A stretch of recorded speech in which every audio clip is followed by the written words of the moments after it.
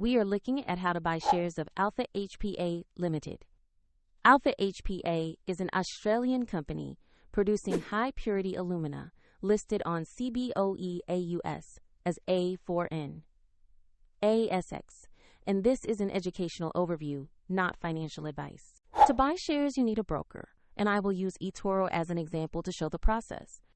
After signing up, you must verify your account, which typically requires a photo ID, and you will need to add funds before placing an order. Use the platform search bar and enter the ticker A4N.ASX to find the listing. Make sure you select the Alpha HPA Ltd stock that trades on CBOE AUS to avoid similar names. On the asset page, check the company summary and the price chart to confirm it matches Alpha HPA Ltd. Verify the exchange shows CBOE AUS and the ticker A4N.ASX, so you are on the correct listing. Tap Invest or Buy, enter the amount you want to invest, then review the order details, fees, and order type before confirming.